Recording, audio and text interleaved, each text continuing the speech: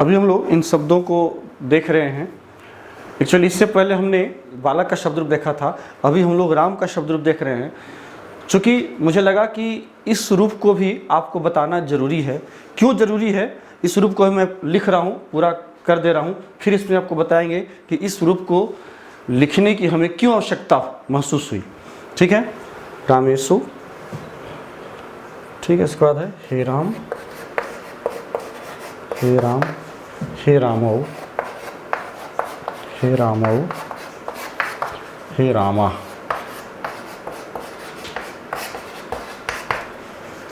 ये राम का शब्द रूप है। इसमें मुझे लिखने का मुख्य उद्देश्य ये था कि आपने देखा होगा कि बालक का शब्द रूप आपने याद किया होगा।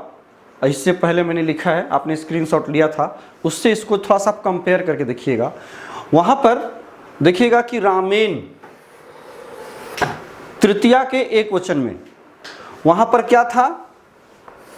तृतीया के एक वचन में बालकेन था, बालक वाले रूप में बालकेन था, अथवा देव के रूप में देवेन था, देवेन।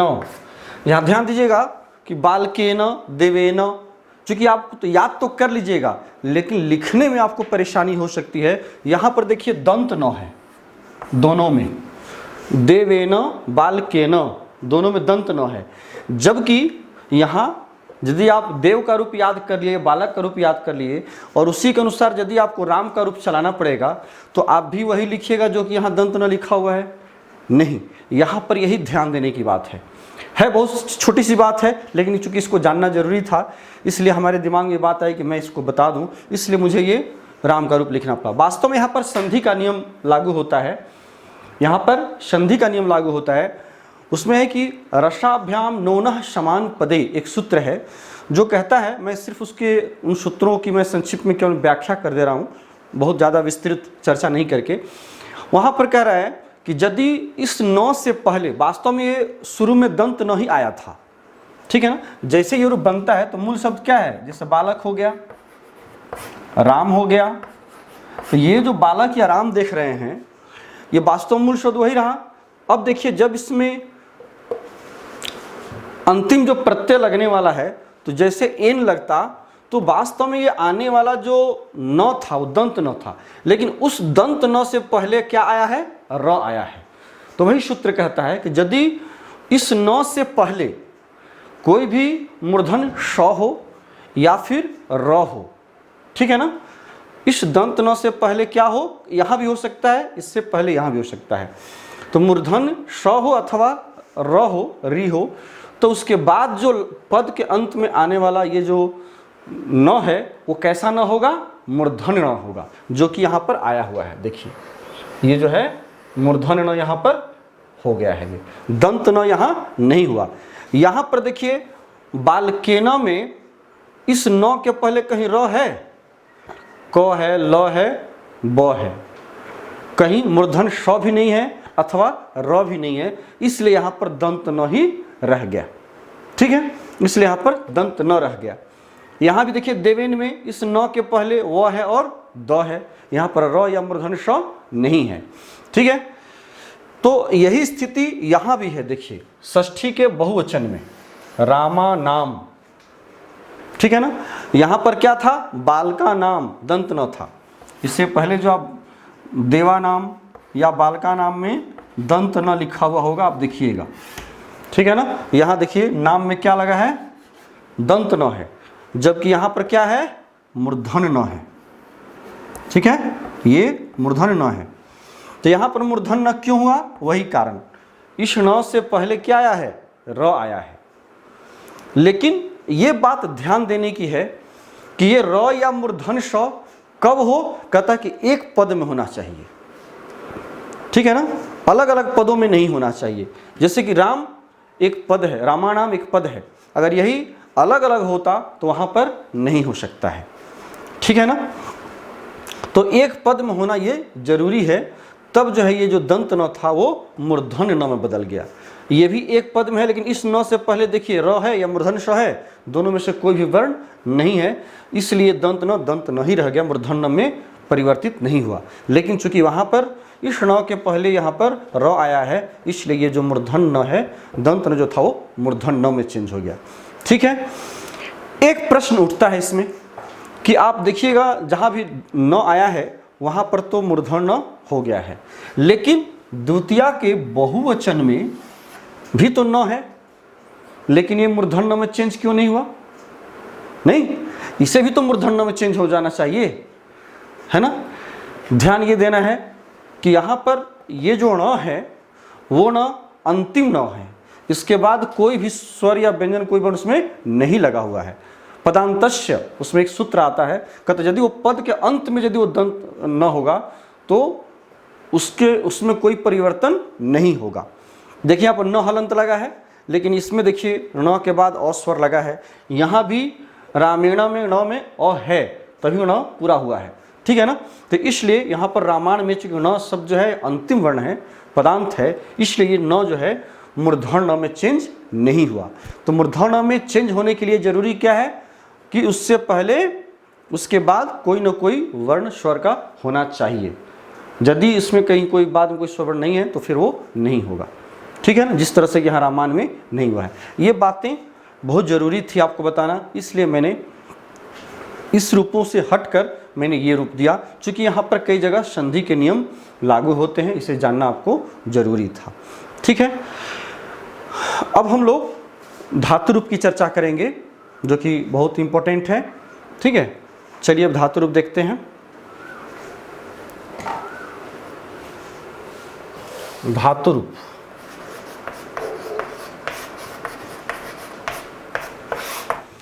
जो कुछ ऐसी बातें हैं जो बीच बीच में आती हैं, हमारे माइंड में आती है, तो मैं उसको बीच बीच उसकी हम लोग चर्चा करते चलेंगे। जैसे कि वो संधि वाली बातें दिमाग में आ गई तो उसकी चर्चा हम लोगों ने कर लिया। ठीक है, अब हम लोग चर्चा कर रहे हैं धातु रूप की।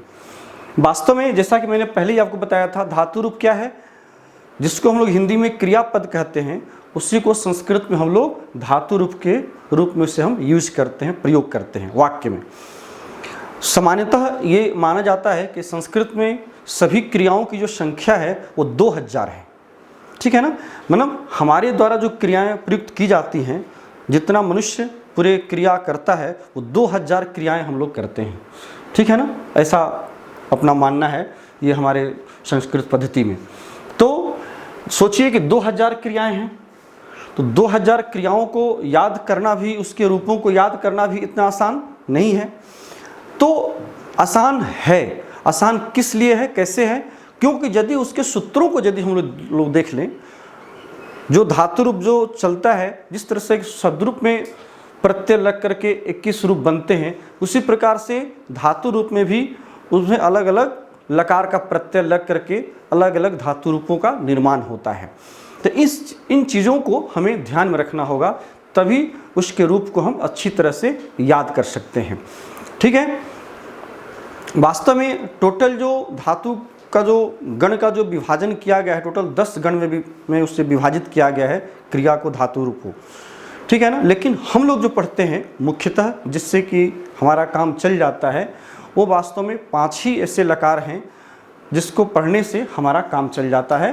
तो हमें वही देखना है जिससे कि हमारा भी फिलहाल काम चल जाए। तो अभी जो बातें आपको मैं बताने जा रहा हूँ वो धातु रूप में, जैसे कि हम लोग 5 लकार जो पढ़ेंगे, पहले तो हम लोग मुख्य रूप से, चूँकि आप जानते हैं कि क्रिया जो है वो अलग अलग कालों में होती है, अलग अलग समय का वो बोध कराती हैं। जैसे जो घटना पहले घट गई है वो हम लोग इंग्लिश में पास्ट टेंस में उसको ले जाते हैं, उसी को हिंदी में हम लोग भूतकाल कहते हैं, तो उसी को संस्कृत में हम लोग लंग लकार कहते हैं। ठीक है ना, अभी जो कुछ हम लोग कर रहे हैं, अभी जो हमारी क्रियाएं चल रही हैं, इसको हम लोग वर्तमान काल में हिंदी में कहते हैं, इंग्लिश में प्रेजेंट टेंस में उसको रखते हैं, और संस्कृत में उसी के लिए हम लोग लट लकार का प्रयोग करते हैं। ठीक है, उसी प्रकार फिर भविष्यत काल के लिए हमें उसे फ्यूचर टेंस में जाना पड़ता है, इंग्लिश में, हिंदी में भविष्यत काल कहते हैं, और संस्कृत में उसे लिरिट लकार कहते हैं, लिरिट लकार। अभी हम लोग लिखेंगे उसको तो पता चलेगा। तो इस प्रकार से क्रिया का जो है काल का विभाजन अलग अलग रूपों में हुआ है। आप केवल संस्कृत की बात नहीं करें, इंग्लिश में भी देखेंगे तो अलग अलग वर्ब के रूप बनाए गए हैं, नहीं, प्रेजेंट है, पास्ट पार्टिसिपल है, V1 V2 V3 V5 है ना, V4 V5। इस प्रकार से अलग अलग क्रियाओं के रूप हम लोग, उसमें भी वर्ब का अलग अलग रूप हम लोग पढ़ते हैं, देखते हैं। तो इसलिए यहाँ भी हम लोग क्रिया के अलग अलग रूपों को जब तक नहीं जानेंगे तो हमें पता नहीं चलेगा कि किस काल में ये घटना घट रही है या घटना घटी है। जो काम हुआ वो किस समय में हुआ, अभी हो रहा है या बाद में होगा या पहले हो चुका है। इन सभी चीज़ों का जो पता चलता है वास्तव में क्रिया के लकारों से ही पता चलता है। क्रिया का जो विभाजन किया गया समय के अनुसार उस विभाजन से पता चलता है। ठीक है, इसलिए हमें क्रिया को देखना जरूरी है। एक चीज़ और इम्पोर्टेंट है, मैं आपको बता दूं कि क्रिया अलग से बदल सकती है ना, कर्ता नहीं बदल सकता। ठीक है ना, कर्ता जो है आपको एक कर्ता कई प्रकार की क्रियाओं को कर सकता है। जैसे एक बालक खेलता है, बालक पढ़ता है, बालक दौड़ता है, कर्ता वही है, लेकिन एक कर्ता जो है कई क्रियाओं को कर सकता है।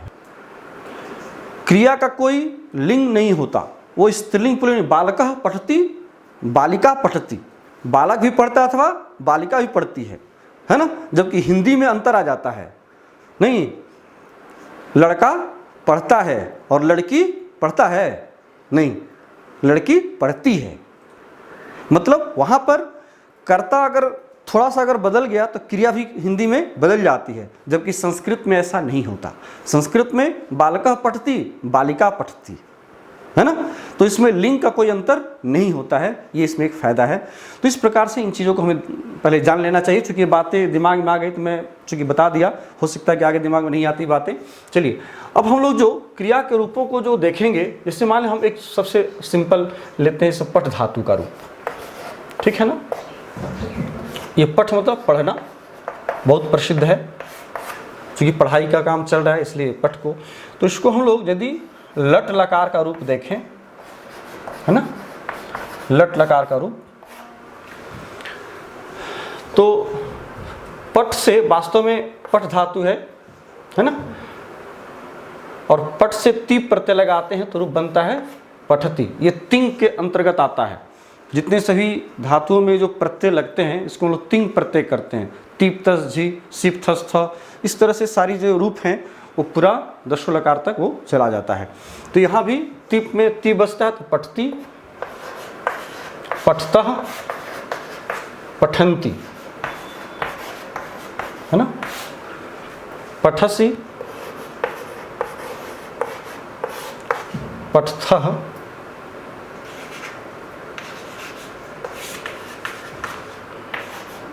पठथ, पठामि, पठावः,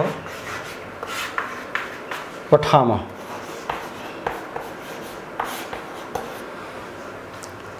इसमें ध्यान देना है कि ये जो धातु रूप हम लोग देख रहे हैं, पढ़ रहे हैं, इसमें विभक्ति नहीं होकर के इसमें पुरुष होता है। ये हो गया प्रथम पुरुष, इसको हम लोग प्रथम पुरुष कहते हैं।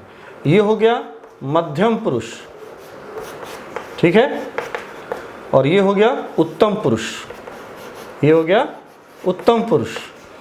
तो ये जो है धातु में ये एक वचन, वैसे ही ये हो गया एक वचन, ये हो गया द्विवचन, और ये हो गया बहुवचन, ठीक है ना।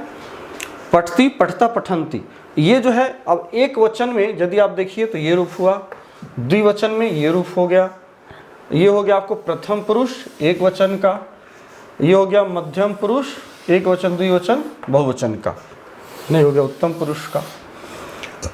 कहने का ये मतलब है कि यदि हम कहें कि प्रथम पुरुष एक वचन में क्या होता है तो पठती होता है, ठीक है।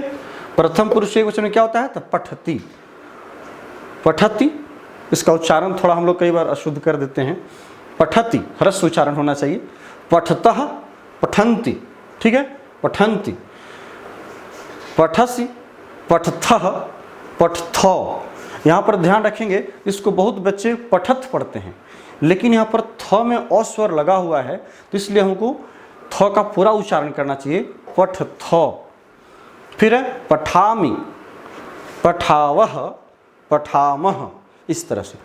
तो अब जो है ये ध्यान रखेंगे कि इसके पुरुष को पहले हमें जानना जरूरी है। हम लोग 3 प्रकार के पुरुष की चर्चा करते हैं, आप इंग्लिश भाषा में भी देखे होंगे, है ना। वहाँ जो पर्सन आप पढ़ते हैं, फर्स्ट पर्सन सिंगुलर नंबर, है ना, फर्स्ट पर्सन प्लूरल नंबर, ये सब। तो यहाँ भी जो चीज़ वहाँ चूँकि हम लोग भाषा पढ़ते हैं, चाहे वो इंग्लिश की हो या हिंदी की हो, संस्कृत की हो, बातें वही रहती हैं, सिर्फ उसकी लिपि अलग अलग हो जाती है, कहने का थोड़ा बहुत शैली उसकी परिवर्तित होती है। तो यहाँ जो है अब ये ध्यान देना है कि ये क्रिया का रूप हो गया, और इस क्रिया का कोई न कोई कर्ता भी होगा। यदि ये क्रिया है तो ये क्रिया सिर्फ लट लकार की क्रिया है, ये आपको ध्यान देना है। ये जो क्रिया है वो लट लकार की है, मतलब यदि कोई घटना वर्तमान काल में घट रही है तो उसके लिए हम लोग कौन सा लकार यूज करेंगे? लट लकार यूज करेंगे। फॉर्मेट यही रहेगा। यहाँ टोटल क्रियाओं का कितना रूप है? 9 रूप है। जैसे कि शब्द रूप में 21 था, यहाँ पर 9 रूप है, 1 2 3 और 3 तिया 9, है ना। तो ये जो आप देख रहे हैं ये 9 रूप, अब इसमें क्या है, किसी तरह से कर्ता का भी 9 रूप होता है, ठीक है ना, कर्ता का भी 9 रूप होता है। अब नीचे हम कर्ता का रूप देते हैं, जैसे कि देखिए शह, तो, ते, ठीक है, त्वम, त्वम, युवाम, यूयम, अहम, आवाम, अहम, आवाम, वयम, ठीक है, ये है। अब देखिए सबका थोड़ा सा अर्थ हम जान लें, बड़ा ही ये बेसिक चीज़ है, बहुत ये स्टार्टिंग में हम लोग यही सीखते हैं, लेकिन बड़ी दुर्भाग्य की बात होती है कि बच्चे सीनियर क्लास में चले जाते हैं, लेकिन इन चीज़ों की जानकारी नहीं होने की वजह से वहाँ ट्रांसलेशन बनाने में, वाक्यों की रचना करने में काफ़ी परेशानी होती है। ये हम लोग जब शुरू करते हैं तो 5-6 में इन चीज़ों को बताया जाता है, लेकिन वहाँ किसी न किसी कारणवश या तो बच्चे ध्यान नहीं देते हैं, तो फिर आगे चल करके उन्हें परेशानियों का सामना करना पड़ता है, और वही परेशानी यहाँ तक बढ़कर चली आती है कि फिर लास्ट में हम लोग को इस क्लास में ये चीज़ें बतानी पड़ती हैं। यहाँ देखिए ये प्रथम पुरुष एक वचन हो गया, शॉर्ट में मैं लिख रहा हूँ, प्रथम पुरुष एक वचन, मध्यम पुरुष एक वचन, ये हो गया उत्तम पुरुष, है ना, ये हो गया उत्तम पुरुष। ये देख लीजिए, ऐसे ऐसे हम लोग यहाँ भी लाइन कर दें, यदि विभाजन कर दें तो हमें समझने में ज़्यादा आसानी होगी, है ना। यहाँ अब देखिए कर्ता है सह, जैसे इसके हिंदी के अर्थ को देखें तो सह मतलब क्या होता है? वह। सह मतलब वह, सह मतलब वह हो गया। तो मतलब वे दोनों, वे दोनों, ठीक है। ते मतलब वे लोग अथवा वे सब, ठीक है, वे सब। त्वम तुम, त्वम का मतलब हो गया तुम। युवाम तुम दोनों, युवाम मतलब हो गया तुम दोनों, द्विवचन में 2 का अर्थ निकलेगा। यूयम मतलब तुम सब या तुम लोग, तुम सब, ठीक है। अहम मतलब हो गया मैं, अहम का अर्थ होता है मैं। आवाम मतलब हम दोनों, हम दोनों, और वयम मतलब हम लोग, हम लोग। ये कर्ता का स्थान हो गया, ये जो आप देख रहे हैं, और इसी तरह से ये क्रिया का स्थान हो गया। इसमें और भी बहुत सारी बातें हैं, लेकिन मैं बहुत ही उधर नहीं जाना चाहता हूँ, क्योंकि मेरा मुख्य उद्देश्य है कि सीनियर क्लास के बच्चों को तैयार कराना है, तो बहुत उसे। अब आपको सिंपल ये देख लें कि ये प्रथम पुरुष एक वचन में, ये एक वचन, द्विवचन, बहुवचन, ये तो क्लियर है। अब आप देखें कर्ता प्रथम पुरुष एक वचन का स है, तो क्रिया भी आपको प्रथम पुरुष एक वचन में देना होगा। यदि कर्ता प्रथम पुरुष एक वचन में क्या है? सह, तो क्रिया भी प्रथम पुरुष एक वचन का देना होगा आपको, क्या? पठती। कहने का मतलब है कि यदि सह करता है तो क्रिया क्या होगी? पठती, नहीं वह पढ़ता है, ठीक है ना। यदि कर्ता त्वम है, आप कहेंगे कि तुम पढ़ते हो, त्वम मतलब तुम, त्वम पठती नहीं, त्वम पठसी। यहीं पर बच्चे गलती करते हैं। कई बार क्या होता है, त्वम तो पठती यूज कर देते हैं, त्वम के साथ पठती यूज कर देते हैं कि पठती, त्वम पठती। लेकिन यहाँ पर क्या है कि मध्यम पुरुष एक वचन का करता है, तो इसलिए क्रिया को भी क्या करेंगे हम, मध्यम पुरुष एक वचन वाली क्रिया देंगे, पठसी। नहीं तो स्थिति बहुत प्रतिकूल हो जाती है, इसका अर्थ जो निकलता है वो उल्टा अर्थ निकलने लगता है। इसी प्रकार से उत्तम पुरुष एक वचन देखिए अहम है, अहम मतलब मैं, तो उत्तम पुरुष एक वचन का यदि कर्ता आपका है तो इसकी क्रिया भी क्या होगी, उत्तम पुरुष एक वचन की क्रिया होगी। अहम के साथ जब भी होगा तो क्या होगा, पठामी, ठीक है ना, अहम के साथ क्या होगा, पठामी होगा। तो ये यदि एक वचन में है तब, उसी प्रकार से अगर तौ है द्विवचन में तो क्या करेंगे क्रिया के लिए, फिर पठतः लाएंगे, ठीक है। यदि बहुवचन में ते है तो पठंती लाएंगे। कहने का मतलब है कि जिस पुरुष के जिस वचन में कर्ता रहेगा उसी पुरुष के उसी वचन में हम क्रिया को ले जाएंगे। लेकिन ये जो वाक्य, अब देखिए एक तरह से वाक्य बनने लगा, ये कर्ता हो गया और ये क्रिया हो गई, ठीक है ना। सह कर्ता हुआ और पठती क्रिया, ये शब्द रूप से उठा करके रखा गया है। एक चीज ध्यान रखिए, ये जो पुरुष की जो हम लोग यदि चर्चा करें तो सबसे उत्तम पुरुष मतलब जो बोलने वाला होता है, जैसे मैं, अगर मैं वक्ता हूं तो मैं उत्तम पुरुष हूं, ठीक है ना। कहने वाला उत्तम, जो सुनने वाला सेकंड जो व्यक्ति होता है वो मध्यम कहलाता है, वो मध्यम पुरुष होता है।